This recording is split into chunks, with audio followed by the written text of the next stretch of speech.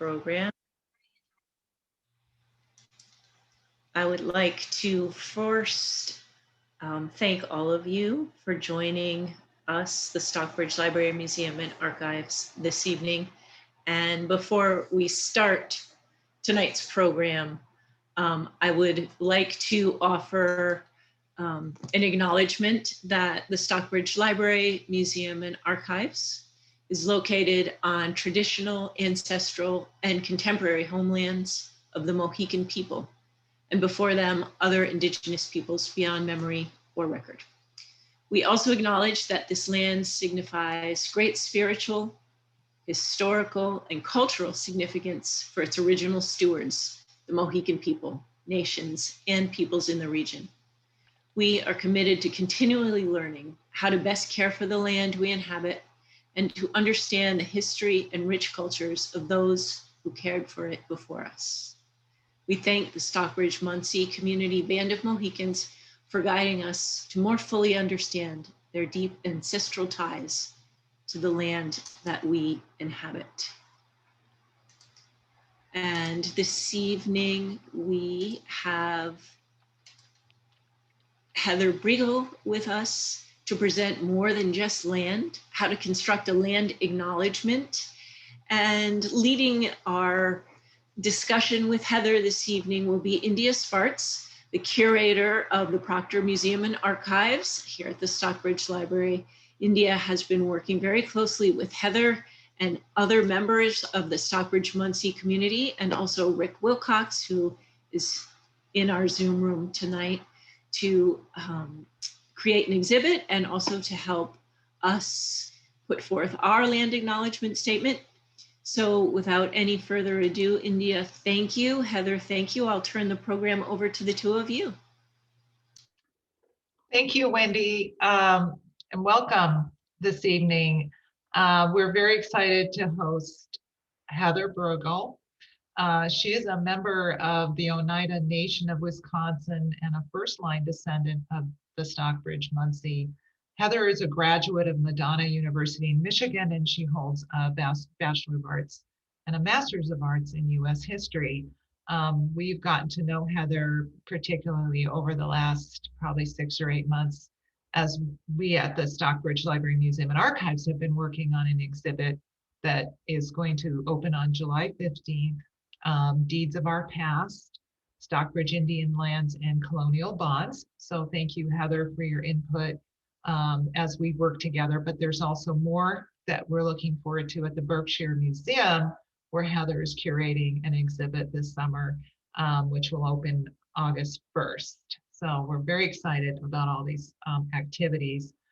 But now back to Heather. Heather was really inspired by a trip when she was younger to Wounded Knee, South Dakota, where a passion of Native American history was born.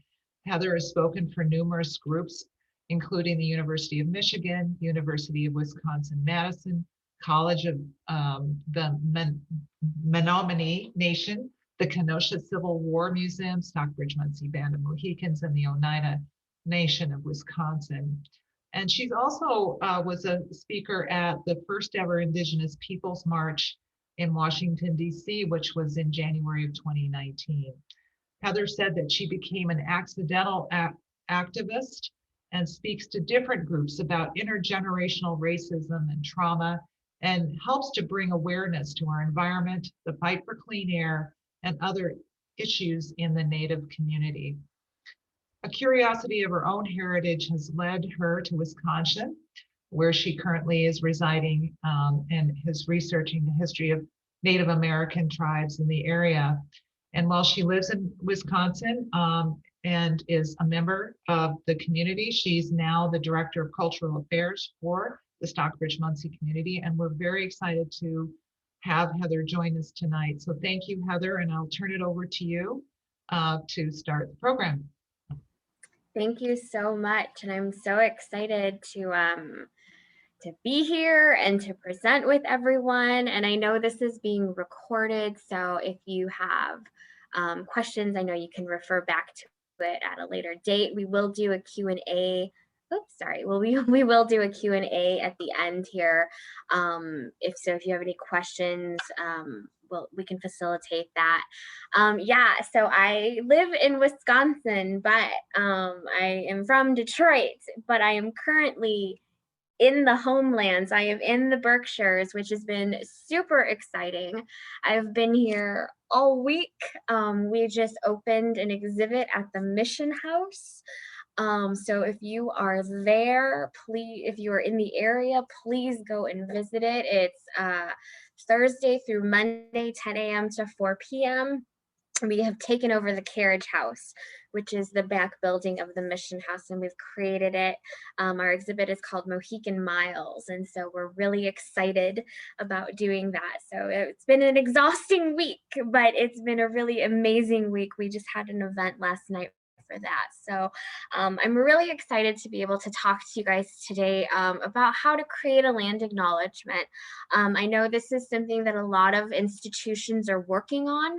I think the pandemic gave us all time to pause and think about what, as cultural and educational institutions, are we trying to do? What are we trying to, what's the message that we're trying to put out there, and how we can think about our own past and bring it forward to the future and make sure that we are being inclusive in our educational programming and in what we're offering to the public. And one of those things is a land acknowledgement. So I'm super excited to be able to do that. So this is broken up into a couple of parts. I am first going to talk to you a little bit about some historical context, because I think that leads into why it's important to do a land acknowledgement. So we're going to talk a little bit about some federal Indian policy that led to land removals. Then we're going to go into why an acknowledgement is important. There are going to be a couple of questions that I'm going to ask you to reflect on. It's usually a little bit interactive, but just because of the amount of people that we have in here, we're not going to like share our answers. I just want we'll pause and you can reflect on that moment.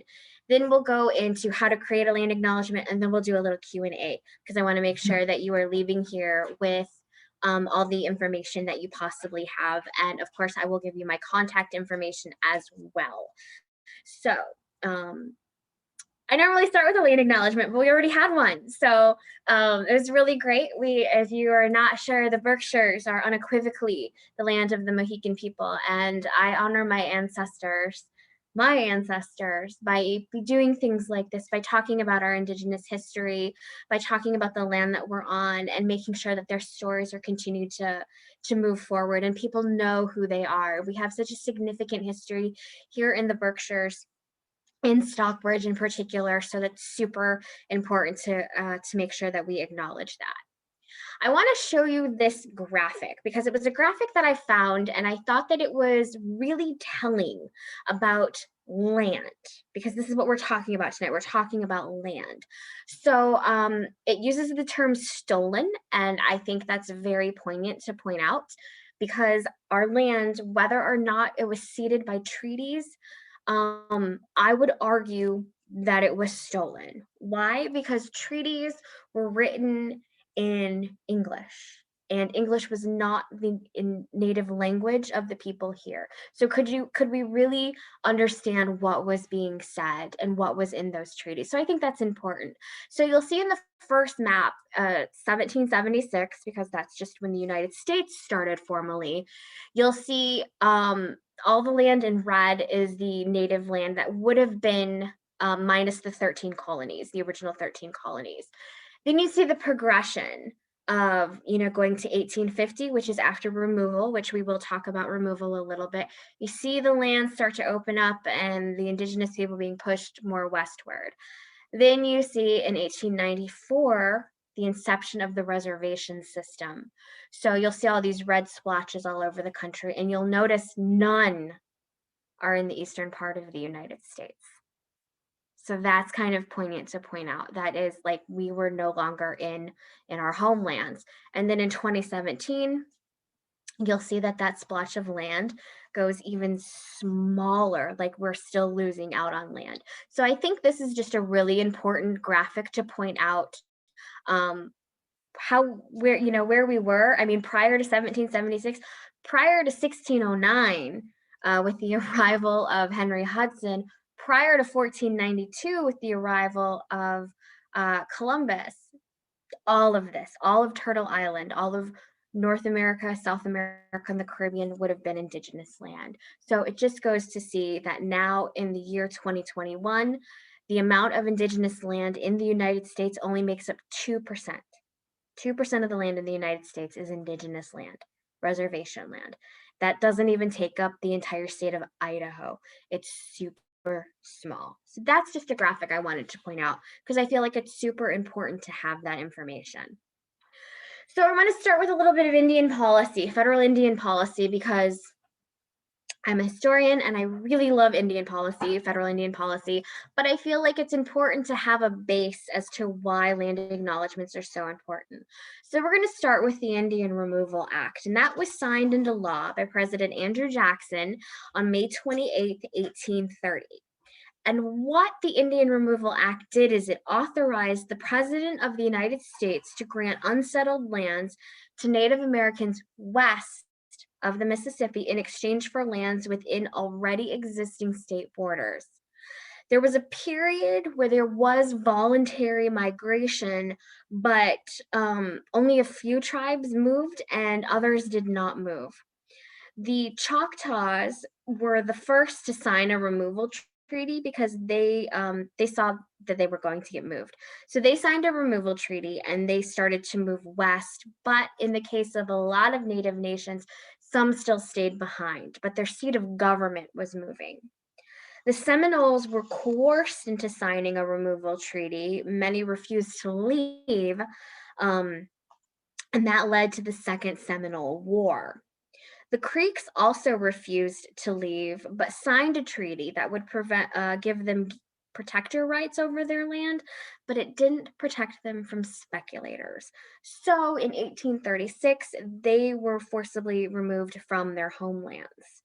The Chickasaws saw the move as inevitable and did not resist removal. They signed a treaty with the federal government for suitable land. I think that's important to point out that they signed it for suitable land in the West and protection until they moved.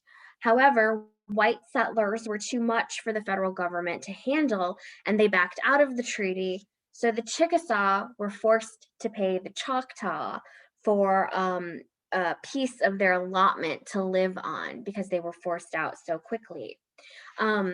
Removal, I think, a lot of times is thought of in terms of the southeastern part of the United States, but it also happened in the north. In the Old Northwest, the tribes were smaller and the removal process was more piecemeal. They did it little by little. The Shawnee, the Ottawa, the Potawatomi, and the Sac and Fox all signed treaties that moved them to Indian Territory. And Indian Territory is now what is the state of Oklahoma. In 1832, Black Hawk ended up leading a band of Sac and Fox back into their homelands in Illinois, and that led to Blackhawks War. The tribes that were further east, including the Lenape, which is part of the Stockbridge-Munsee, and the Kickapoo were removed from Michigan, Indiana, and Ohio and forced westward. The Potawatomi were also forced out of the area in 1838, and they resettled in Kansas. And the Potawatomi's move is oftentimes referred to as the Trail of Death. And the Miami moved into Indian Territory in the 1840s. So we talked about the southeastern part of the United States, the tribes, the Choctaws, the Chickasaws, the Seminoles, and we're going to talk about the Cherokee now because the Cherokee is a unique case. So the Cherokee tried in a lot of ways to avoid removal by civilizing themselves. And when we say civilizing themselves, we mean that they changed their way of dress. They started to dress in a more Eurocentric style. They, farmed, planted crops.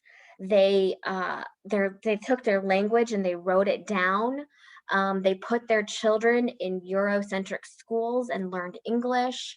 They started their own newspaper, the Phoenix, which is a newspaper that is still in print today. They even went as far as, in some cases, to own plantations and have slaves. So they did a lot of things to try to avoid, hopefully, being removed. That wasn't the case, though. They were forced into removal themselves. So they didn't want to go. So what they did is in 1831, they took their case of staying in their homelands to the Supreme Court in a case called Warchester versus Georgia.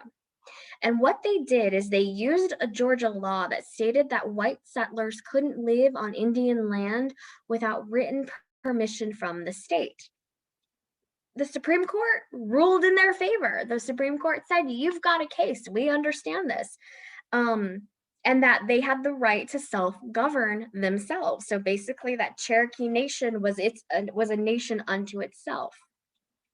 But the state refused to enforce the law, and Andrew Jackson refused to uphold the decision of the Supreme Court. So after winning their Supreme Court case, they were forced into signing a treaty, and that was the Treaty of Nuechota. And Jackson was able to do this by obtaining the signature of the Cherokee chiefs, and they were given 2 years to voluntarily move. But even though there was this treaty that was signed, there was still a large group of Cherokee that did not want to move. So by 1838, there were still 16,000 Cherokee living on their land and refusing to move. So what does Jackson do? He sends in 7,000 armed U.S. military troops to make the Cherokee move at gunpoint. They were not allowed to gather any of their belongings. Basically, what they had on is what they left with. And as they were being moved into a holding area, and basically into stockades, white settlers were moving in and looting their homes. They rounded up all the Cherokee, they got them ready to move, and their removal became known as the Trail of Tears. And along the way, 4,000 Native Americans died of disease, cold, and hunger. And by the 1840s, with the exception of a small band of Seminoles, there were no tribes that resided in the South from the Atlantic to the Mississippi. So what does this do? A total of 50,000 Native Americans were moved off their land, and it opened up 25 million acres of land to white settlement and to the spread of slavery. So people were forced out, and then you've got all this land that is opened. So basically one of the first huge removals off the land was the Indian Removal Act. So then we go to Dawes Act, which is also known as the General Allotment Act, and this happens in 1887. So we've been forced into Indian territory, into Indian country. We've been put onto reservations now. And now you've got the Dawes Act with a focus on breaking up reservation land into smaller allotments for individual Native Americans. Why? Well, the reason behind this is that it was believed that if a man was given a plot of land to take care of and farm, he would dress in white man's clothing, and he would eventually give up his Indian ways and assimilate into proper society. And thus the United States wouldn't have to act as a parent anymore. There is an extremely paternalistic relationship between the federal government and Native nations. That is something that still happens today in the year 2021. So they were thinking, if we just treat everyone the same, it's going to be fine, and we're not going to have that paternalistic relationship anymore. Prior to the Dawes Act, though, like I said, we lived on reservations, which was communally owned by each nation. So how did you end up getting an allotment? Well, anyone that was registered on a tribal roll was eligible for an allotment. So now you've got the subtle introduction of what makes you an Indian, right? So you got the federal government deciding who's going to be on a roll and who's not going to be on a roll. So you've got that tiny little introduction of blood quantum, which is a whole other story in itself, that we're not going to go too far. We're not going to go into because it's a whole other lecture on itself. So there were some groups that at first were exempt from the Dawes Act, and that would have been the 5 civilized tribes, which was the Cherokee, the Creeks, the Choctaws, the Chickasaws, and the Seminoles. Then you also added in the Osage, which was an Indian territory. They also extended that at first to the Seneca Nation of New York and the Lakota Nation out west in the Dakotas. But in 1893, this would change when the Dawes Act when the Dawes Commission negotiated with the 5 civilized tribes for allotted lands in exchange for the abolishment of tribal governments. So it was also a way to get rid of our tribal governments.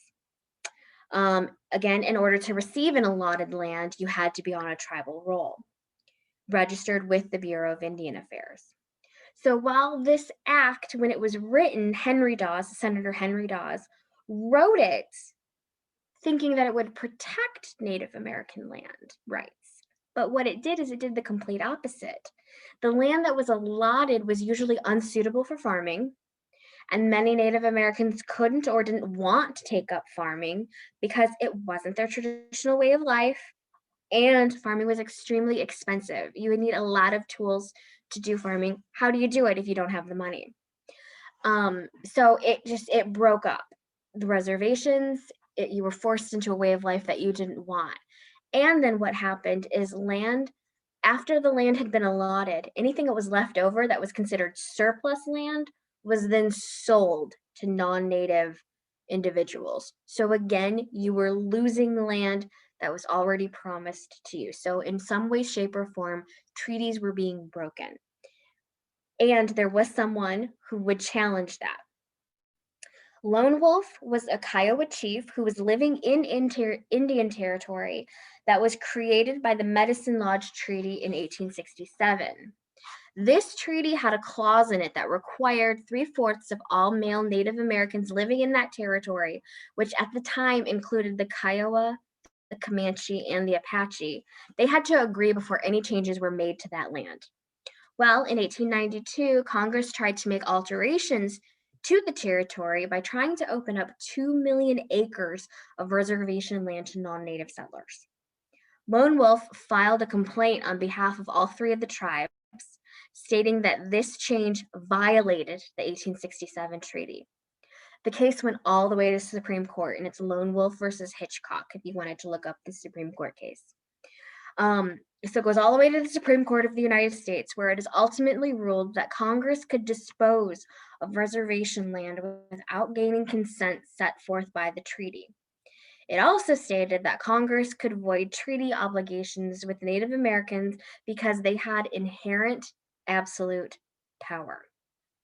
For the first time in history to that point, on paper, the inferiority of Native Americans was declared, and the Supreme Court ruled in favor of the federal government.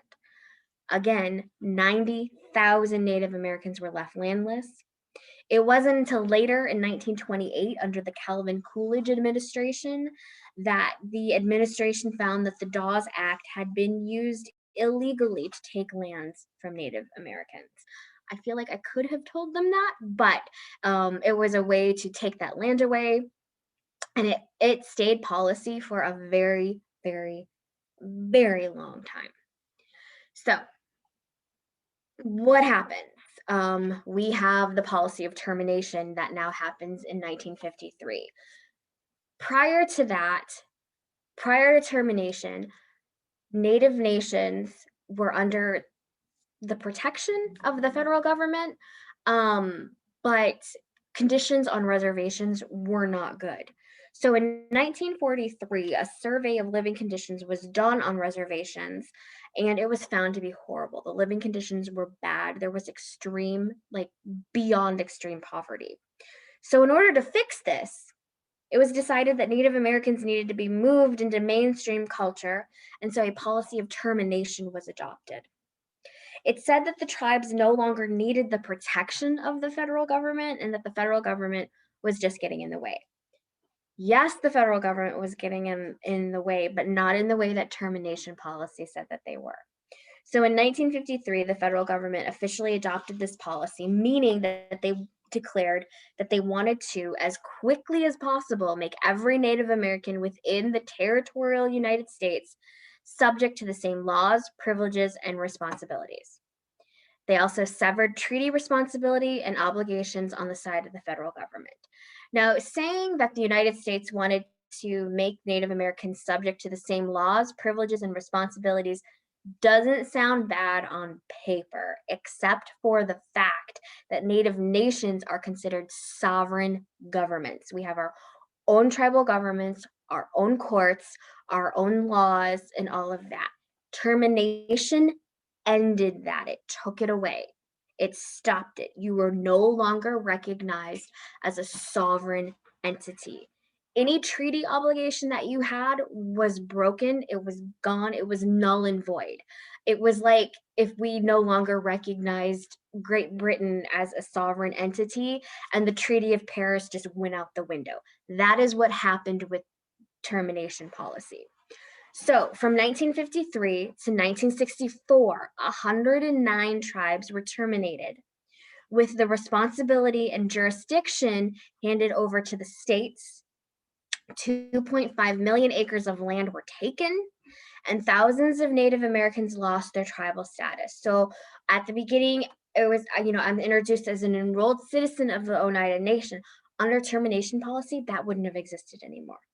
I would have just been another, I would have known I was still Oneida and Stockbridge, Muncie, but it wouldn't be recognized anymore by the federal government. I wouldn't have been recognized as a citizen of a sovereign nation. And prior to that, Native Americans didn't receive citizenship rights in the United States till 1924. So it's like very weird thing going on here. The first tribe that was terminated was the Menominee Nation in Wisconsin, which is where I currently live. Their reservation is like right next door to the Stockbridge Muncie Reservation.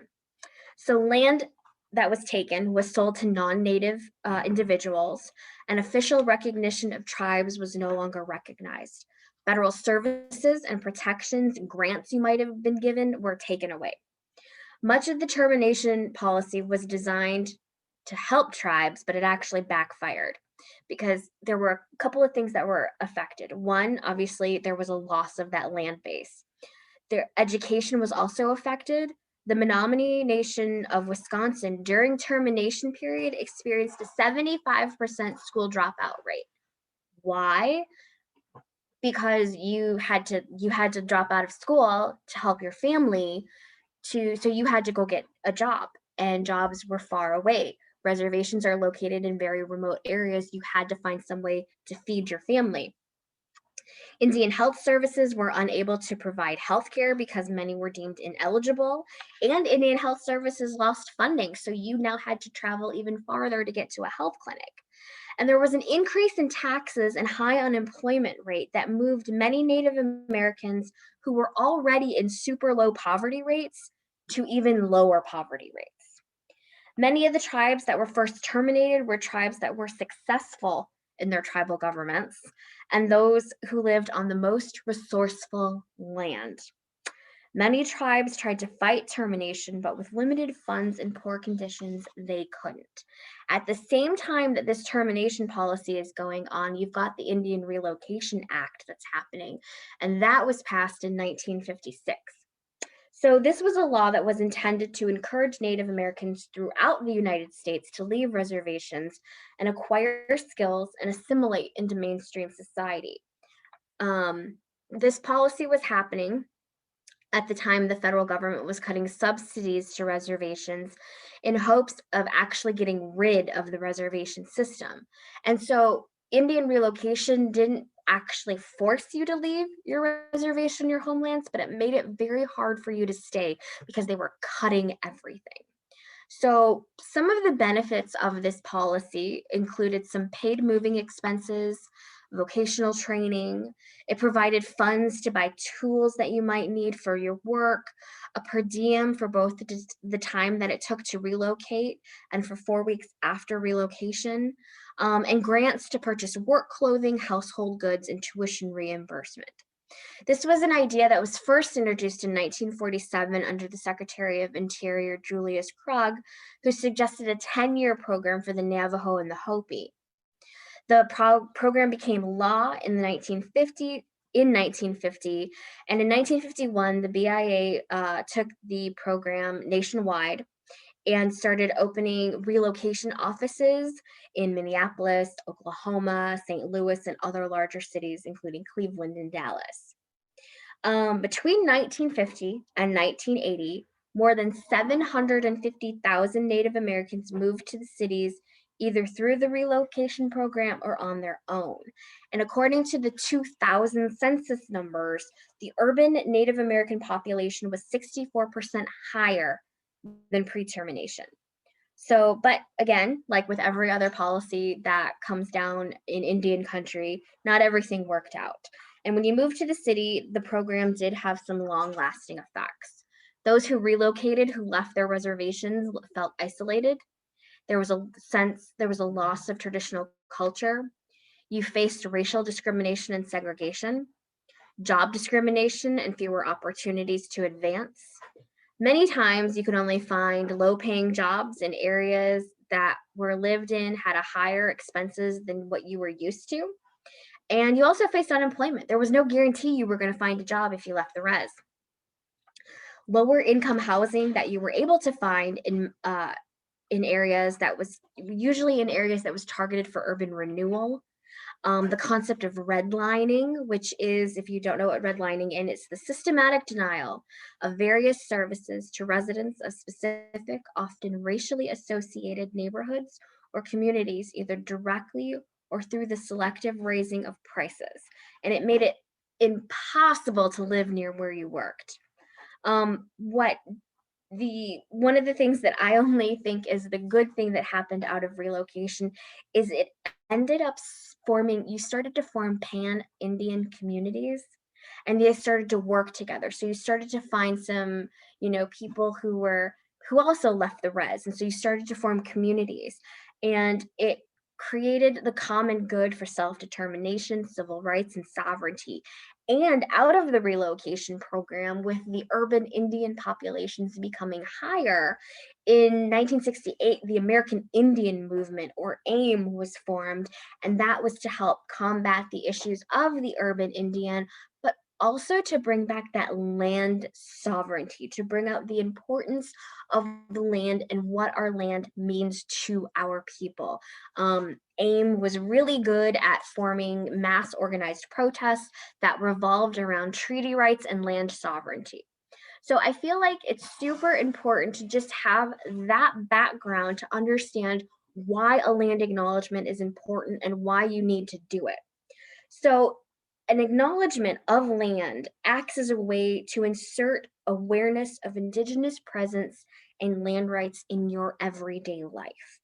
Basically, what a land acknowledgement does is it lets you know that Native people are still here. We may not be where we have originated, but we're still here. And that is what a land acknowledgement does.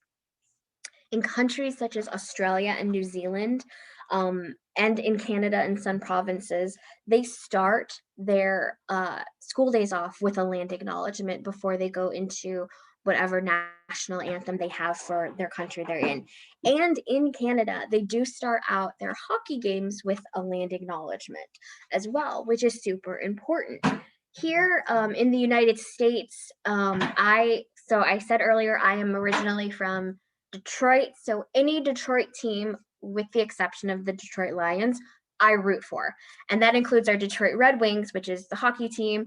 They're having a rough season, but I feel like they're going to make a comeback. I live in Wisconsin, which is closer to Chicago, but I will not root for the Chicago Blackhawks because there's that rivalry between Chicago and Detroit. But I give Chicago kudos because they opened their season with a land acknowledgement. That is huge, especially here in the United States, where we don't like to acknowledge the past. That is major.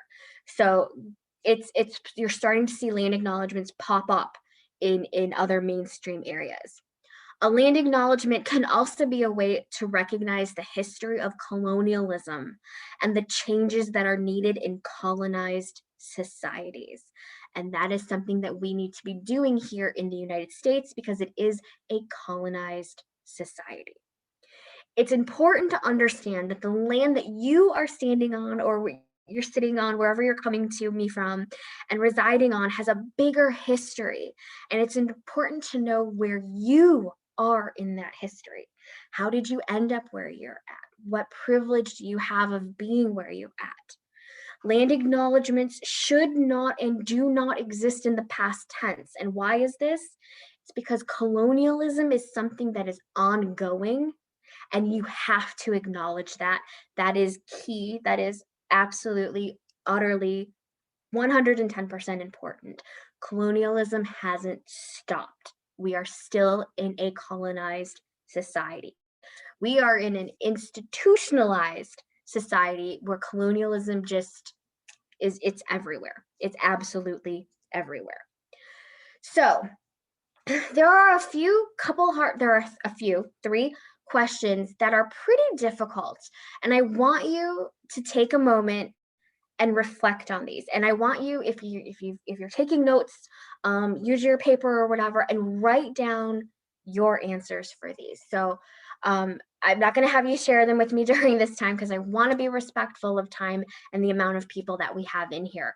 But I'm going to read each question and I'm going to give you just a pause, reflect on it, maybe write down your answers somewhere for you so you can reflect on that later on.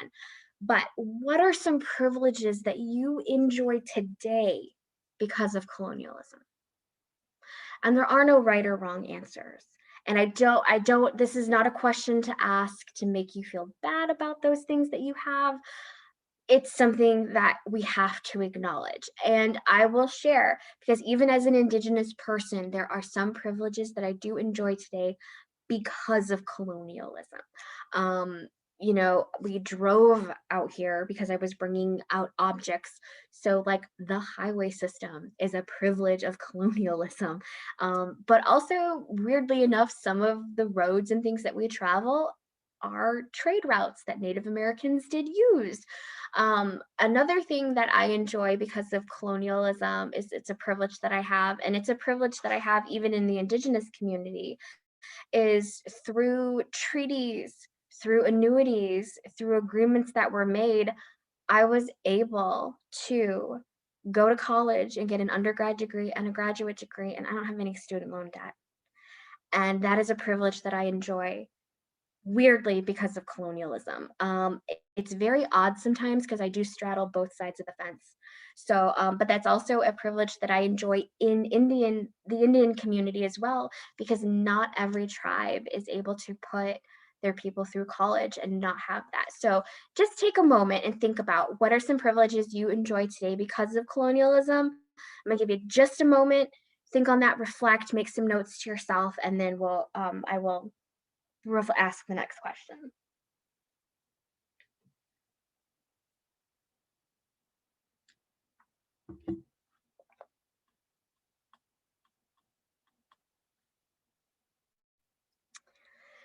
So the next one is, what are you doing beyond acknowledging the land where you live, work, or hold events? What else are you doing? Great, you've acknowledged the land, but what else? What are you doing?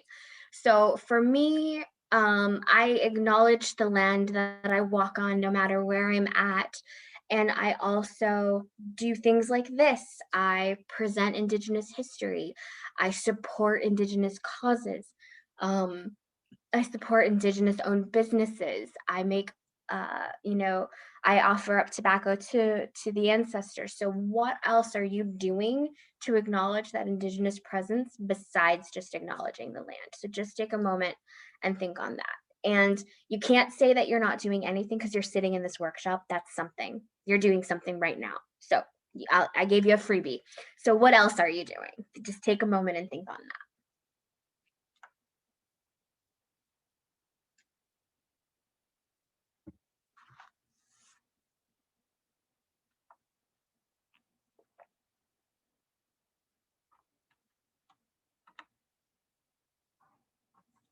And then finally, the last question is, do you understand the ongoing violence and trauma that is part of the structure of colonialism? I think a lot of times when we think about violence and trauma in regards to different groups, particularly when it comes to Indigenous peoples, we think of things that happened in the past. But do you understand that that violence and trauma still happens today? It's still part of us today. There is a thing called intergenerational trauma that is very real and very raw sometimes. I know I've been feeling a lot of it this past month or so with all the bodies that have been found at the residential schools in Canada. You feel that. And being the granddaughter of boarding school survivors, I definitely have been feeling that lately. So do you understand that that just didn't end with the end of the Indian Wars and the creation of our tribal governments? Do you get that it's something that still goes on today in 2021? So just take a moment and reflect.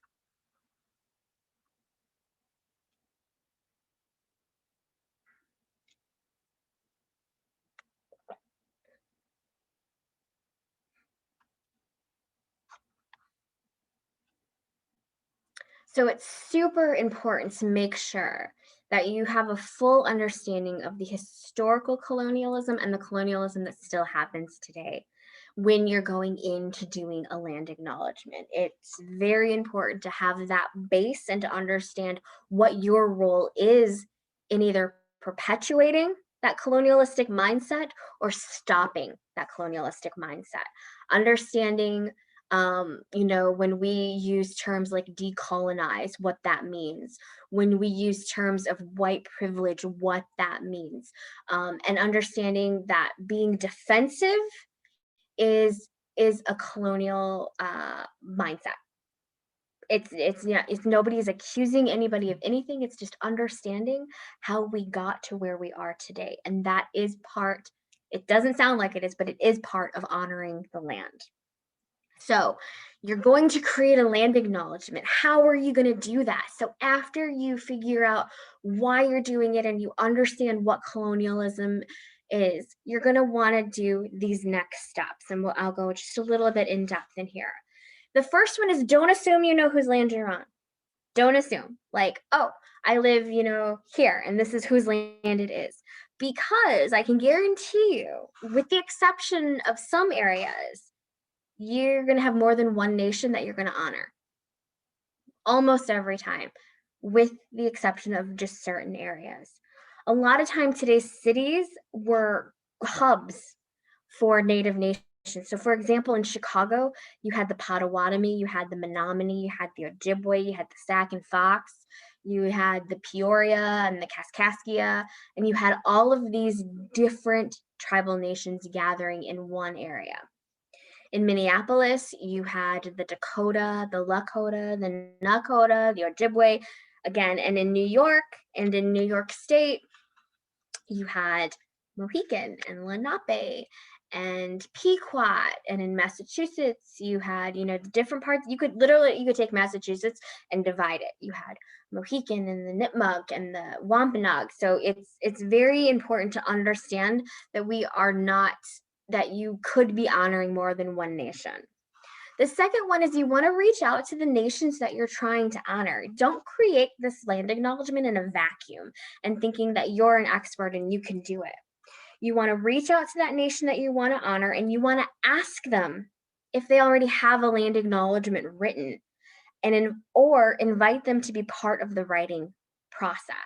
So for example, for us with Stockbridge Muncie, we have approved language that we already wrote that we use as a template that we send people, kind of give them an idea, but we're like, don't just use this template, play with it, make it your own, make it fit your organization so it still is honoring.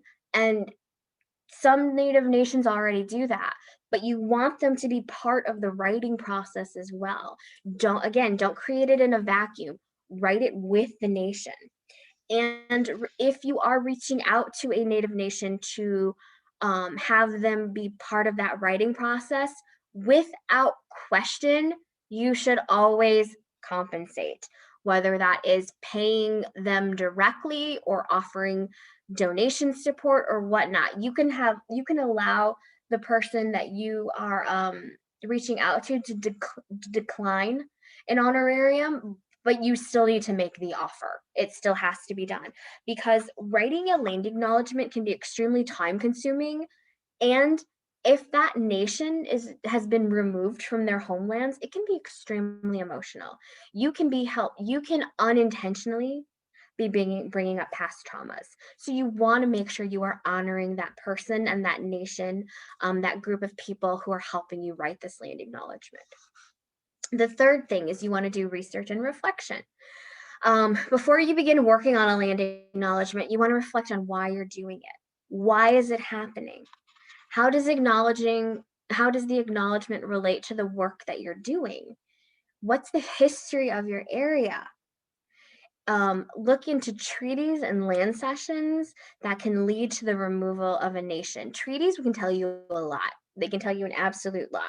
And the National Archives just digitized over 360 treaties, so you can go on there and read them. They're actually quite interesting. Was there another name for the land you are now occupying? Research Indigenous place names, and don't be afraid, with the help of the Native Nation, to use Indigenous language in your land acknowledgement. And you also don't want to sugarcoat history, because removal happened. It just did. That's facts. That's how history went. So I encourage the use of terms like stolen land, forced removal, and if need be, even genocide. And you don't want to shy away from the truth. You want to be truthful in your land acknowledgements. Number 4, include the contemporary. If that nation is no longer on their ancestral homelands, don't just leave it at that. Make sure you include where they are currently living, because we didn't just disappear. So for example, if you're honoring Stockbridge Munsee people, you're going to say you're on the land of the Mohicans. Don't just leave it full stop. You want to say they're now a community that resides in Bowler, Wisconsin, and they're known as the Stockbridge Munsee community. You want to include that current name of that nation, and that they're still a thriving community. And if you're creating an acknowledgement for like a web page or something, so a larger narrative, you may want to include links that people can go to learn more, reading resources and things like that. And links, information where people can possibly offer donation support to that nation. I know a lot of cultural departments in Native nations do take donations. We take donations for our cultural affairs department that help us fund programming and exhibits and things like that. And 5, the most important, is you don't want to forget the action. You can't just have words on paper. It is imperative that the land acknowledgement be seen as a living land acknowledgement. There has to be action involved and real substantial change. Otherwise, your acknowledgement is just words on paper, and it doesn't mean squat. You've got to have that action. What intentions do you have to disrupt and dismantle colonialism beyond the land acknowledgement? And some examples of some actions are supporting Native organizations by monetary or time donations, support grassroots Native-led movements and campaigns, commit to returning land or creating cultural easements, be active in the community, offer scholarships, artist showings, free admission. There's tons of things that you can do to create the action. And finally, the other things that you want to consider is you want the land acknowledgement to be visible, not hidden. Land acknowledgements should not be grim, but they should be truthful. They should serve as a living celebration of the nations you are trying to honor. Also, and I put this in big bold letters, do not leave the delivery of your land acknowledgement to an Indigenous person. That can unintentionally lead to tokenism. You wrote your land acknowledgement, you deliver it. We trust that you can do it. Don't put that on the Indigenous person. That's like asking, me to represent all Indigenous people, or the one Black person in the room to represent all Black people. That's not cool. Don't do it. I trust that you can deliver your own land acknowledgement. When building relationships with Native nations, be real and authentic. Don't enter into the relationship just trying to get something for yourself. Learn. We can learn from each other.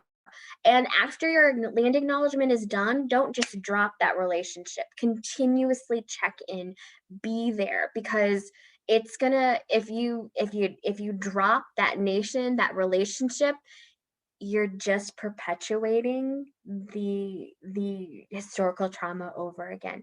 So even if you're just checking in like every few months or whatever, it's still something and it's still being real. And finally, just do it.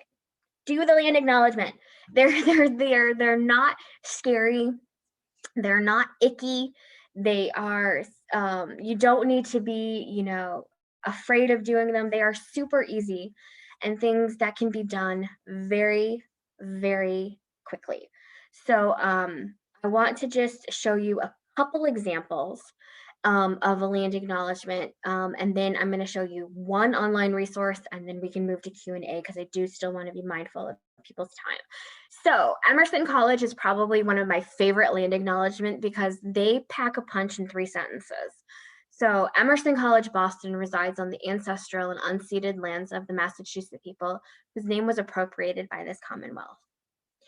We pay respect to the Massachusetts elders past and present. We acknowledge the truth of violence perpetuated in the name of this country and make a commitment to uncovering that truth. 3 sentences. So your land acknowledgement doesn't have to be some novel. In 3 sentences, they talk about the name being appropriated, unceded lands, and violence. Very clear to the point. This one is for historic Milwaukee, and historic Milwaukee's obviously in Wisconsin. And so what they do is they list all 11 federally recognized tribes in Wisconsin, including the Stockbridge Munsee. And then they also ask you at the bottom, as you explore Milwaukee, we ask you to learn about the legacies of violence, displacement, dispossession, migration, and trauma that have created the landscape we see here today. Uncovering these truths and committing to our collective memory is but a first step to understanding the past. We invite you to explore resources below, and you can go to their website and look at all these amazing resources that they have and encourage a deep exploration of the full history of Milwaukee. So it's very important that you are talking about truth when you are talking about, you're doing your land acknowledgement. So I am going to just really quickly stop sharing this screen, and I'm going to share one resource with you that is probably my most favorite resource. See if I can get it to pull up really fast. Yes, here we go. Thank you all for bearing with me. So this resource that I'm going to pull up, I'm going to warn you. If you have big projects due, don't play on this because you will go down a rabbit hole and you will not get your project done. So, and I have had that happen several times. So this resource is nativeland.ca. You guys, there's also a mobile app for this. I have it on my phone. So you can download the mobile app. But what this resource does is it shows, they do North America, South America, they start doing Africa, Australia, and New Zealand. This is a resource that is constantly changing. So some days you might, see the resource and it looks different, and that's just because they're updating and they're making changes to it constantly. So what I like about this is you can search different ways. So you can look at this resource and you can hover over in the territories section, which is here, and you can see who was located where. So you can see the Osheti-Tacoan were here. You can see, they had a really big territory, by the way. You can also come over, it tells you where everyone was. So you see the Shawnee and the Peoria, and it shows you the territory. You can then click off territories and click on languages. It shows you what language was spoken in what area, which is really cool. So if you come all the way over here, you can see Mohican was spoken here. Very, very cool indeed. You can see Shawnee was down here, Osage, Illinois. You can also then click off that and click on treaties, and you can see the treaties and land cessions where people were moved. Now you can see that this area is blank, and that is because it is being worked on, because this is a continuous project that's being worked on. but you can hover over and see like the Treaty of Greenville, which created the state of Ohio. Even up in Canada, the James Bay Treaty, Robinson Superior Treaty, all of these different things. The other thing you can do is you can type in the search area where you are. So I am in Great Barrington currently. And it zeroes in. And it's going to tell me that I'm on the land of the Mohican people. And you can then click on, sometimes it shows up, must be working on it, but down here is usually a website listing. So you'll be able to like, oh, there we go. So you can click on that and it will show websites. So it'll show the websites for the people or the tribe's official websites. So like if you were in the land of the Achetishicoan, which is all the Lakota tribes, it would have all the Lakota tribes listed. So that I think is just super cool. So we know, and again, there is a mobile app for this that you can download. I have it on my phone. You can get it in your app store, things like that. But again, if you are going to play on this, make sure you don't have anything big due because you will just keep clicking and clicking and clicking. So very important. So this is probably the best resource that I love to give people to use, to play with, to learn about. So with that being said, I feel like I talked way longer than I thought I was going to. So if there are questions, I don't know if you want people to just unmute themselves or use the chat, but like however you want to do the questions, India, I'm fine with. But yeah, I'm open to any questions anyone has, and yeah. Betty, do you want to? Yeah, people can unmute themselves. Aubrey, I see you have your hand up. If you want to go, that would be great. Thank you so much. So first of all, thank you for this incredible presentation.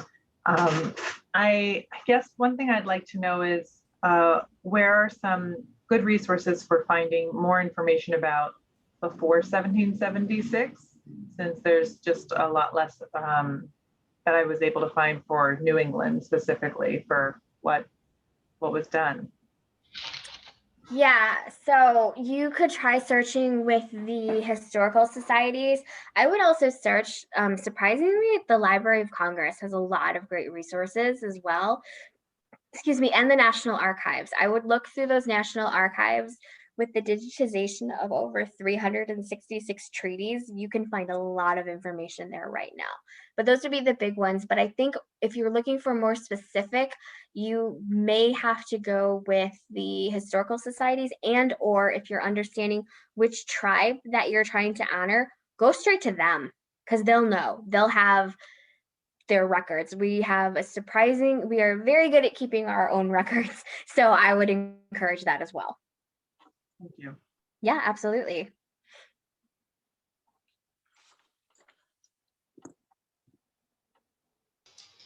Laura, I see you have your hand up. You have a question for Heather? Yes, I do.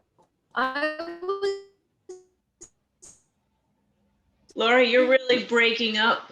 You want to try typing into the chat box?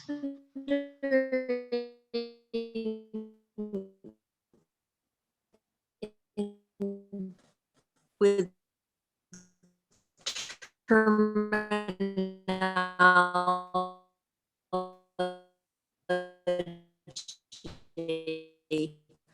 Sometimes you can't see your video, your voice coming.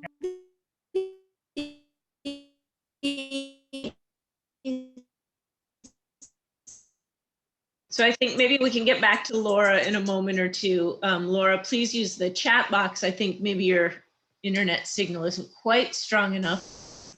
Phrases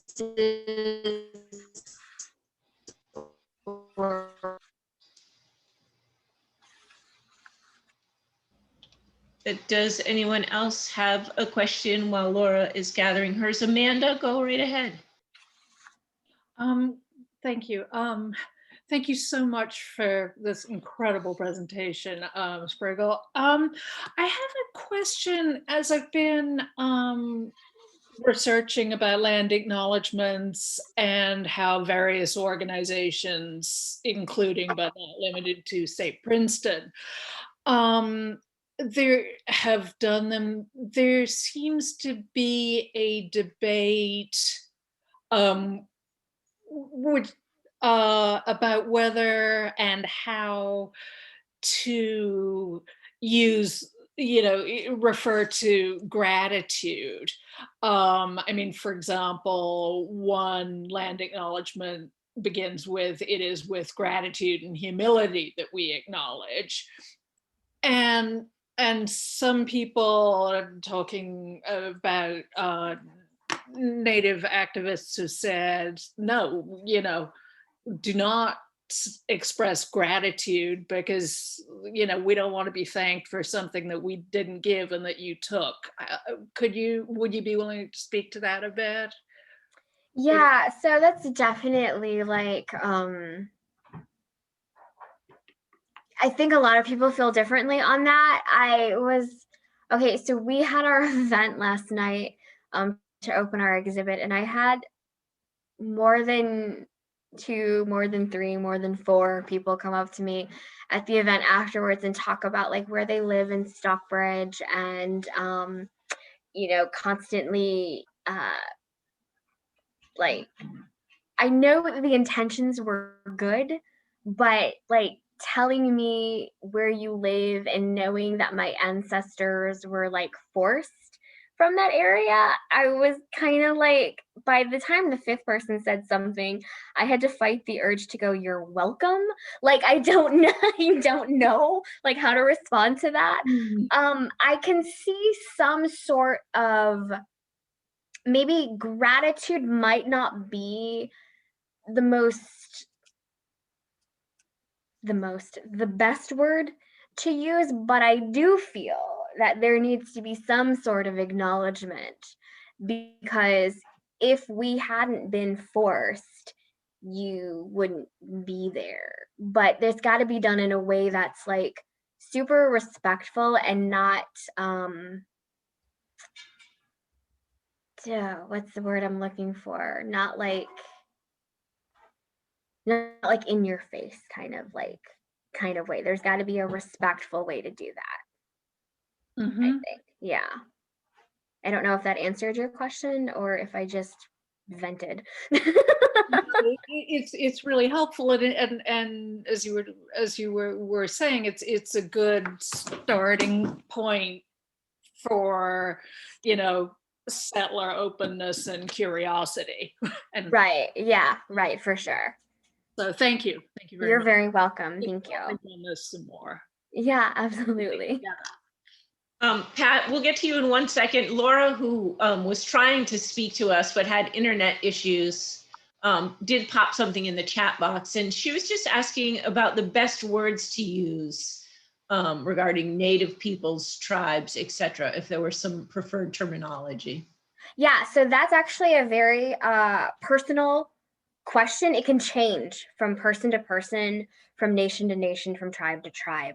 So the best way to answer that is, it's just as with pronouns, you're going to want to ask what is preferred. I know for myself, me personally, I actually prefer to be referred to as an Indigenous person or by my tribal affiliations. I don't like to be called an Indian because I'm not from India.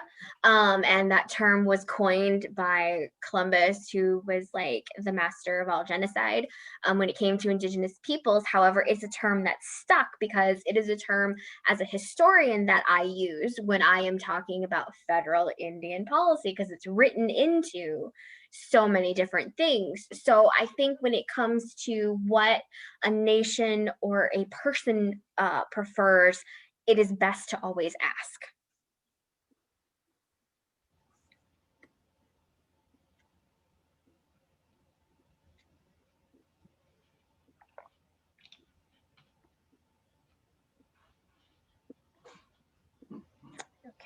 there another question?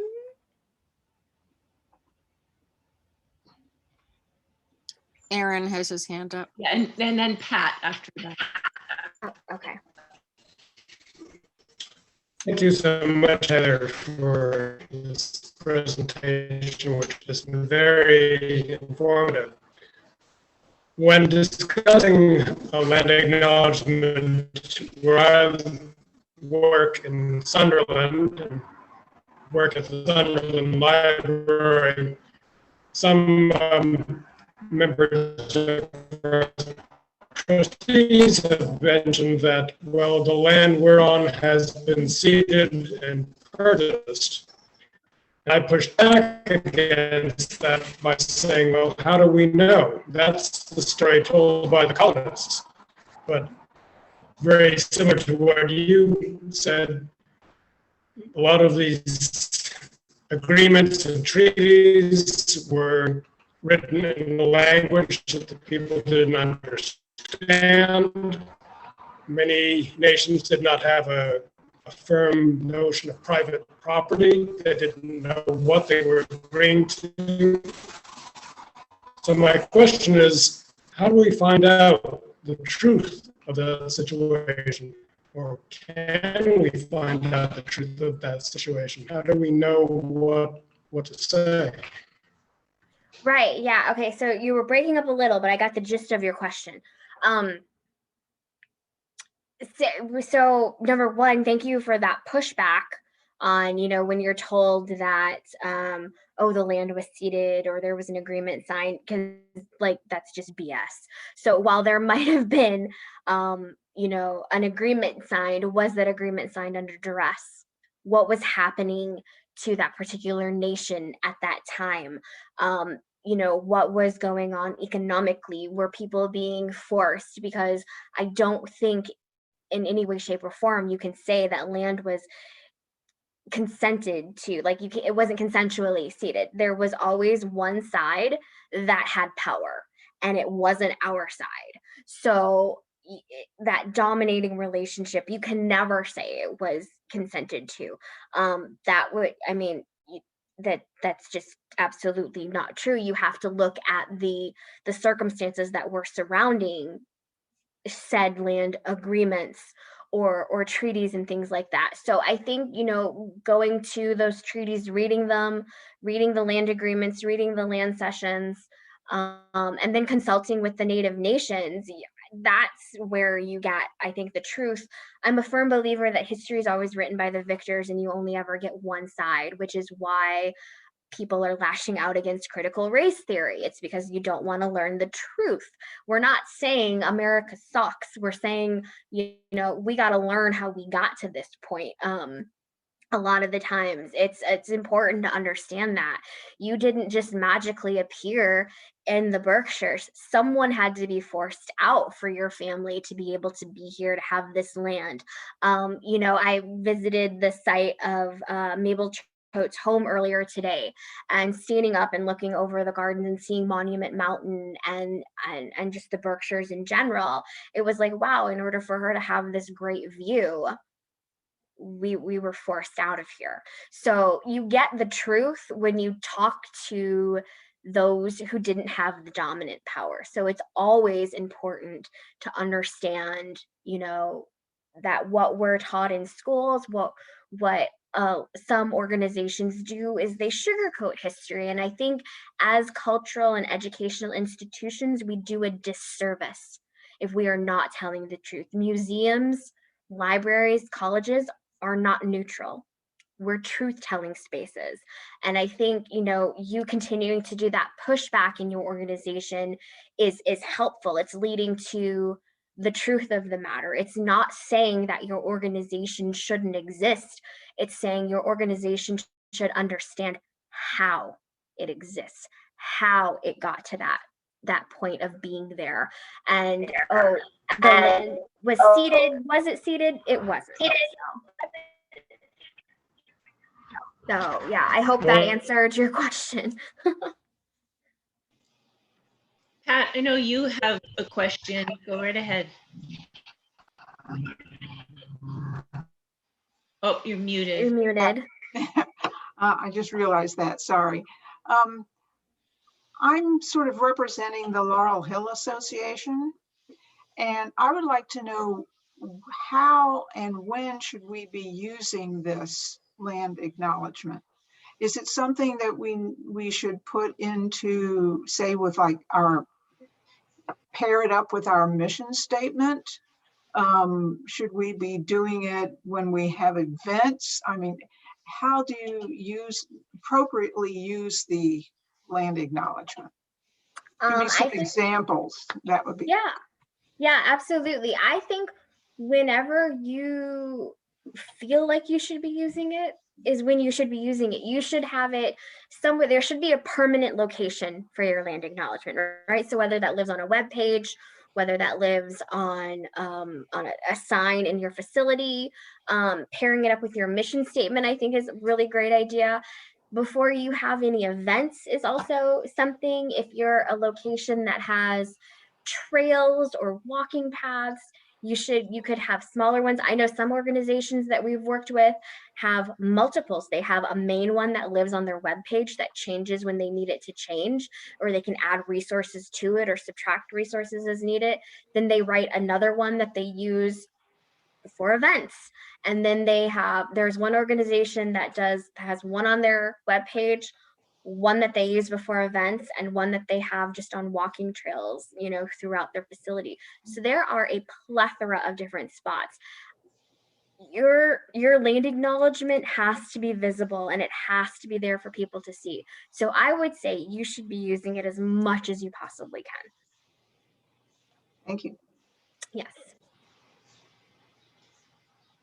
Sherry and Megan, you have a hand up. Hi, can you hear me okay? Yes. So we're calling in from Cape Cod, which is the land of the Wampanoag.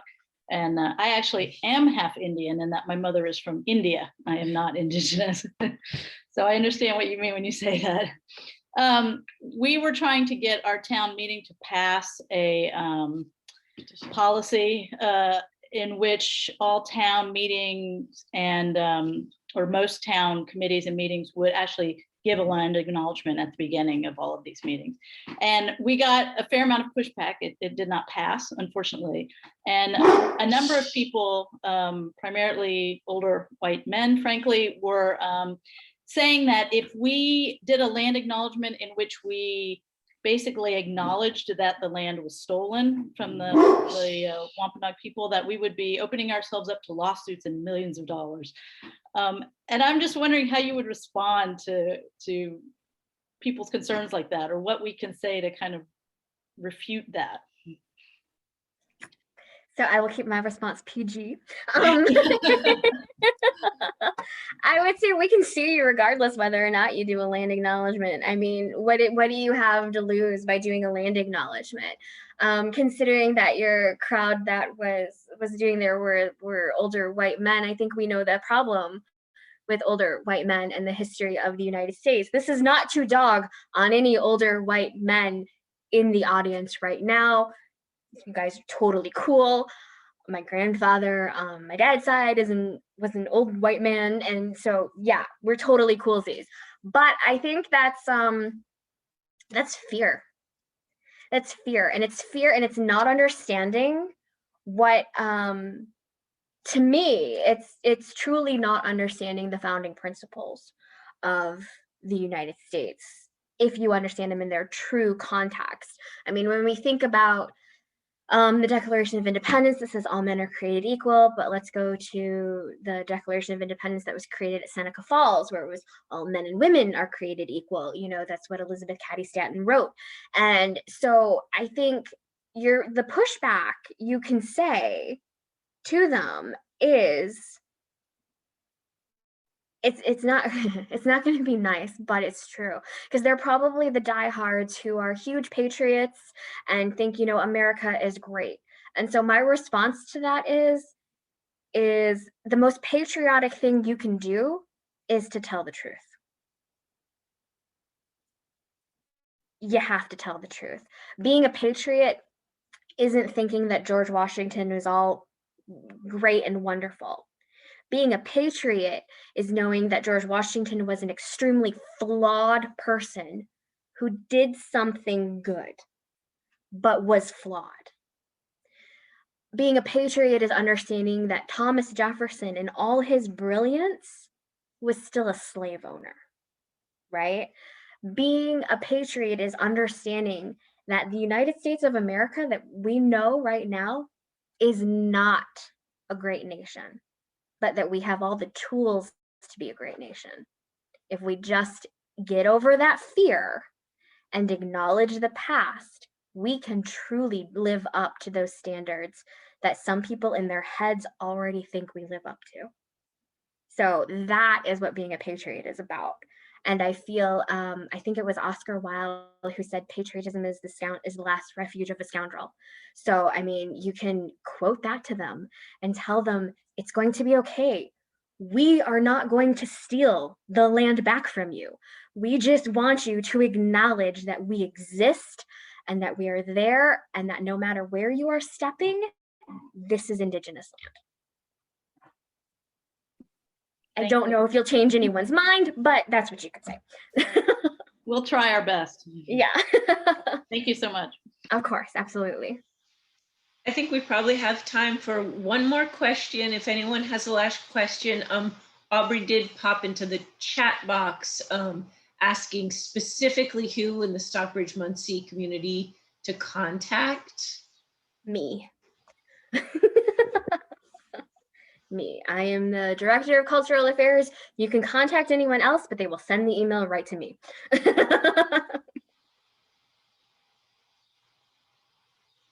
Well, Heather, thank you so much for your time, for your humor, and for your depth of knowledge. We really appreciate it. India, I just want to thank you as well for all the work you are doing to bring acknowledgement of our Indigenous nations to the Stockbridge community. And always a shout out to Rick Wilcox, who works closely with the Stockbridge-Muncie community. Thank you all for joining us. And yes, Heather is the person to reach out to with questions specifically about the Stockbridge-Muncie community. And I wish you all a wonderful evening. And again, Heather, many thanks. Thank you, my pleasure. I put my email in the chat, but after this, I'm on vacation, so I'm not going to get back to you for a week. But thank you so much. I appreciate it. Thanks, everyone. Good night. Thank you, everyone. Have a good 4th.